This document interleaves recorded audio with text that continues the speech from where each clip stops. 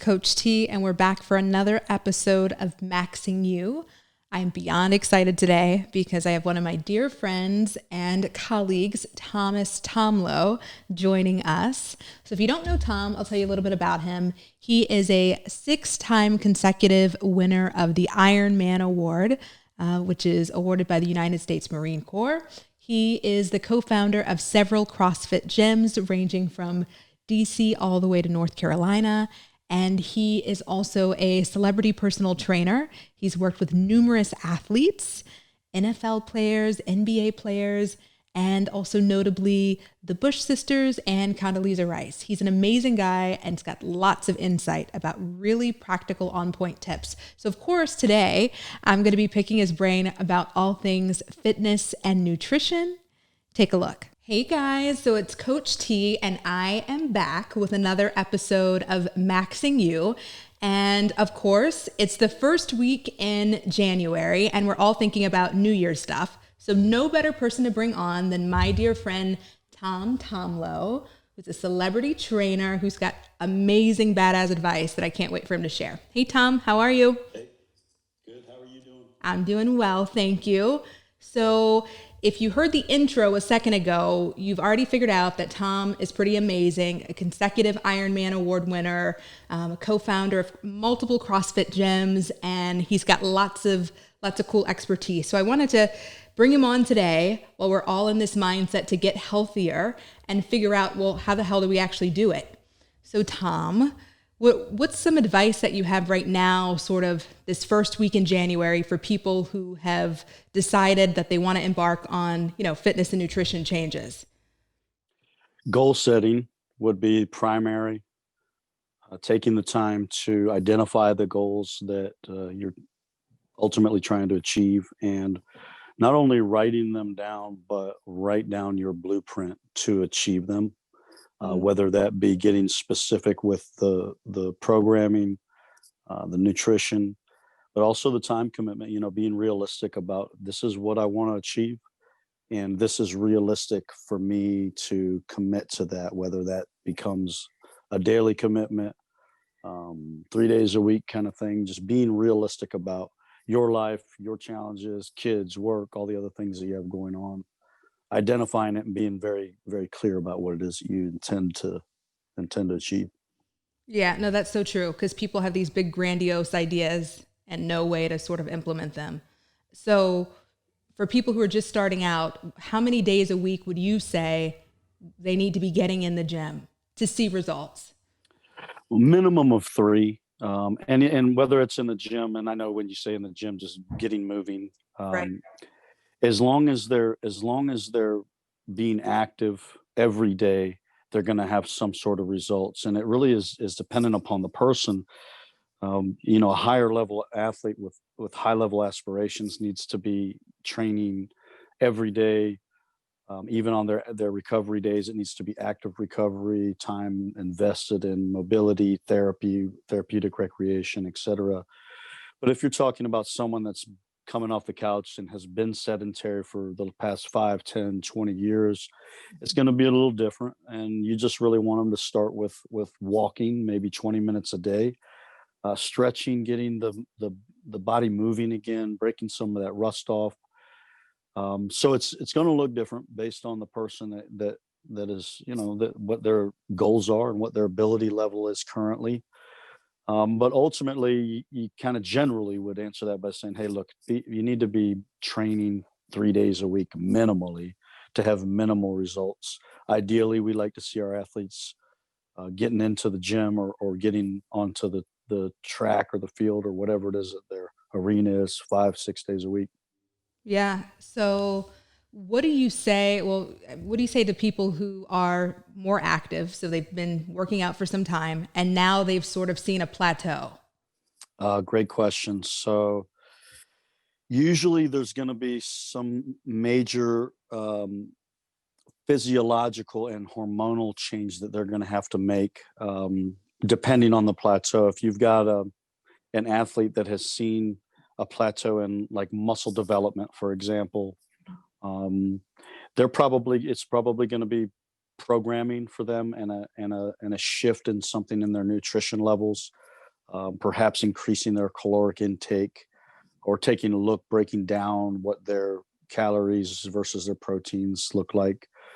But you can take an athlete that comes out of the gates in the first 12, 18 months, has seen a lot of progress, which is natural, and then they start to hit a wall.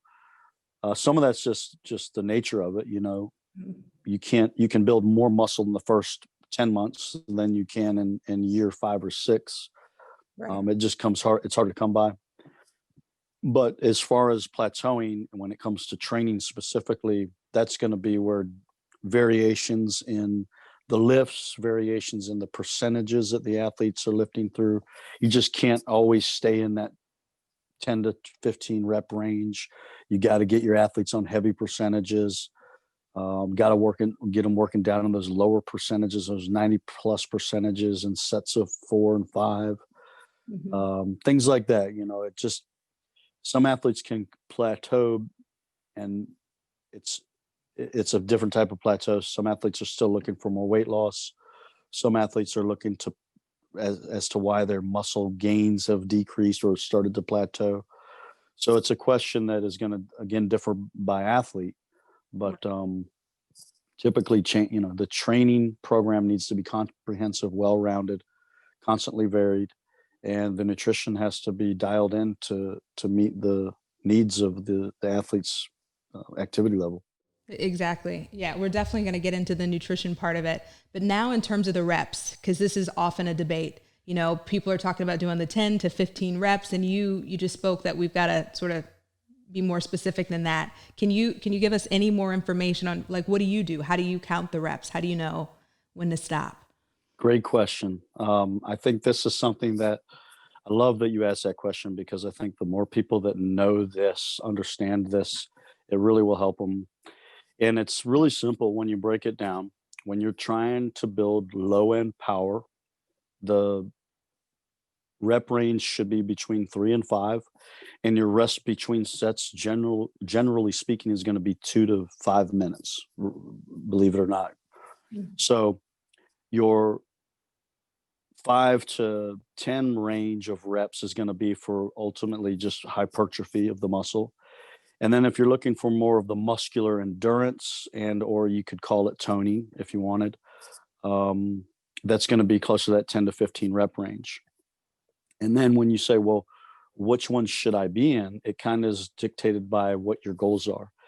We're going to have a different program for a defensive lineman than we would a defensive back. For example, you have 2 different types of athletes. The athletes in the trenches require more power. Women that are looking to develop more power overall need to be working in those lower rep ranges for a longer period of time. Athletes that are more concerned with just overall hypertrophy would stay in that mid range. And then the athletes that want to build more of the endurance of the muscle would stay in the higher rep ranges. And for the athlete that's not sports specific, the answer is you need to be well-rounded. You need to spend time in the low end rep range, building your base and power foundational elements of your strength. You need to spend time building the hypertrophy in that mid range, and you need to occasionally get off of the heavy loads and work with the higher reps to work the volume and stability of the muscle. Right. And so where do they start in terms of which weights that they're picking up? Because people have a lot of questions about that. And they're wondering, do they increase? Are they decreasing? I mean, there's a lot of information out there and people don't know exactly what to follow. When you say increasing or decreasing, do you mean in weight? In weight during each rep, right? So are they going up? Are they going down with the reps? Are they staying consistent with the weight that they're, using the entire time? Good. Another great question. You want to see where the athlete is as far as movement mechanics go first. How well are they moving the weight? Do they master the range of motion? What is the quality of the movement? Once they've gotten the quality of the movement down, then you really want to start them in that mid-range zone. That 8 to 12-ish range. Just seeing how well they're moving the weight, building a baseline. And seeing how their body responds to it, developing strength thresholds, getting an idea of setting benchmarks and getting an idea of what the athlete's rep percentages would be. Right. And that takes some time. That can be a 3-month process to where we say, okay, where is Taylor's deadlift? What is her one rep max? That's going to dictate where her percentages are based off. So if we know Taylor can deadlift 200 pounds, then we know where to keep her at, where her 60% range would be. And it takes some time to work up to build those type of numbers. But for the average person that's just starting out and never done it before, it's been a long time, keep them in that mid range and don't worry so much about the power, the low end, heavy lifting. Mm-hmm. Just worry about moving the weights very well, exceptionally well, and getting volume and reps underneath your belt, 8 to 10, maybe even 12 reps per set. And that'll give the athlete time to learn the mechanics of the movement and to build a little bit of a baseline of strength. Absolutely. So you talked about dialing in on nutrition. And that's a big deal, right? And so to give me your thoughts on that, because that's probably one of the areas where people go wrong first. I would agree. I think that it's the harder of the two. For a number of reasons. First of all, yes, nutrition is the most important. It's more important than the gym, to be honest, or the training. You want people active. You want them to be mobile. You want them to be training. But what we're putting in our body is ultimately the health of a person. And if you're not putting in the good fuel, you're not going to perform. Your body won't respond. And honestly, it's 80% of your success as a healthy individual. You might not be fit just eating healthy, but you will be healthy by eating healthy. And we need to have athletes to understand that there's got to be every bit as much of a commitment to the fuel they're putting in their body, and understanding that the body won't respond to all the training that you're putting it through if it's not fueled properly. And that part of it is tough because most people, once they go home, they're on their own. They don't have a coach or a trainer there with them, and it requires discipline. And that's where I think just developing healthy lifestyle habits, giving yourself opportunities to be successful by just not buying the junk. If it's not in your house and it's not available to you, you're left with what you have, in the pantry and in the refrigerator. And also getting support, if you're married and your husband or wife is supportive of what you're doing and doing it with you, it's going to help you do it together. Mm-hmm. Making your kids eat healthy, so you don't have Cheetos and Doritos and fruit roll-ups and things that are just available to just grab and snack on. It always helps to have that environment of a team of people around you. Right. So I think one of the things about nutrition is that people feel kind of overwhelmed. So the people who are moving from this whole processed food to they're listening to what you're saying and they're like, how the hell am I getting there? So how can they get there that's not so drastic? What are a few things we can implement that they can go out and do today to sort of change some patterns? Gosh, another wonderful question, really is. I think first of all, educating yourself and reading. There's several really well written books on kind of primal nutrition. One of them that I've been recommending for a long time is the Paleo Solution by Rob Wolf. And not that I'm condoning only strict paleo diets. Well, I do believe in paleo being a highly successful and healthy way of eating, but it doesn't have to be for all athletes strict paleo diets. The biggest thing that I think people get from that book, or that people need to understand, is just the difference, as you said, between processed foods, highly processed foods, and natural raw foods.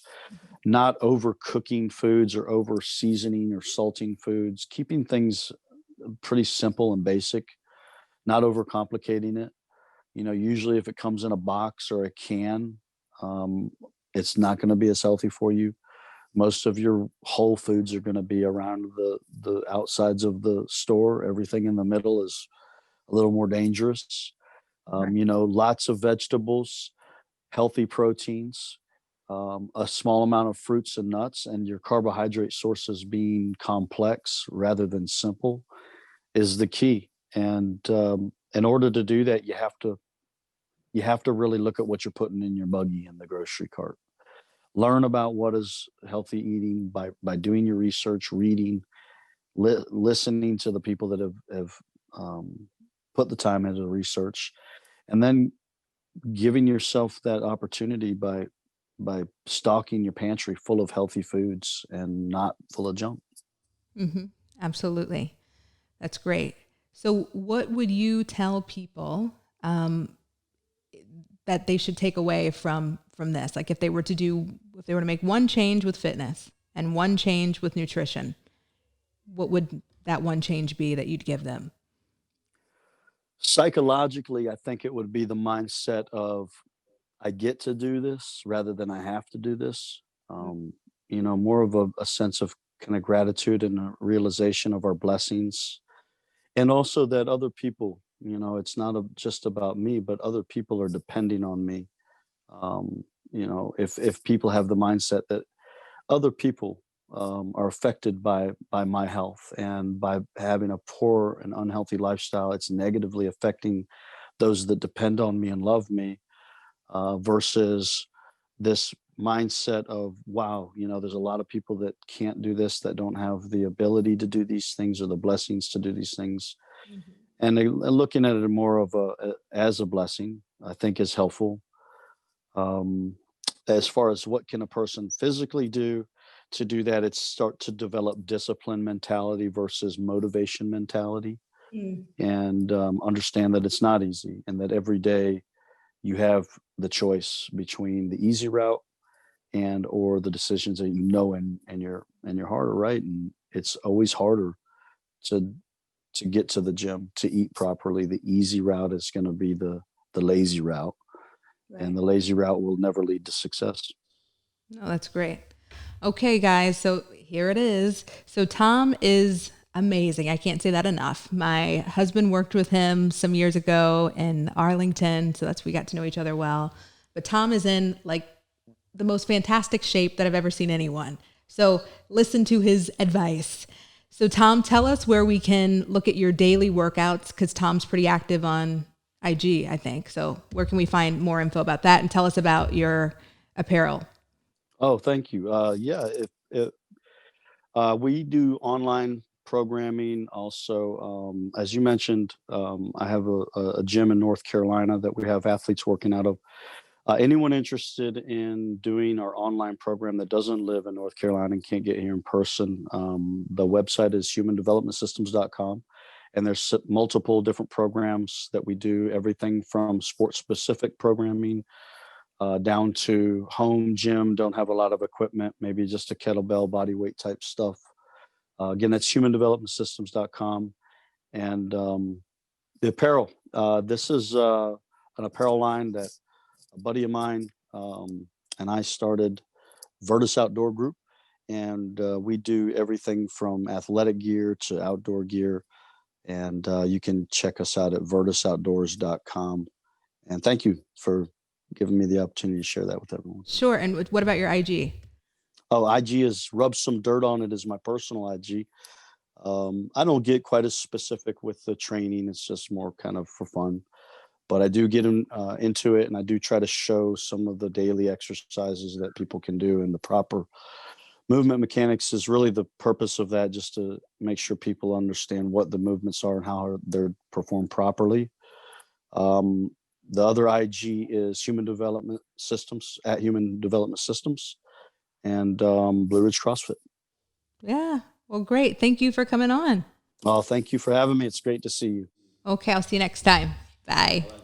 So Tom had a lot to say. I hope that you have found that very insightful, and you can take away at least a few practical things that you can implement this week in your fitness and nutrition game. For more information, please check out maxingyou.com, and you can check out our fitness portion, the fitness tab, that will tell you all about the things we're doing, our courses that you can be a part of, and other free cool content. I look forward to seeing you in our next episode. Bye.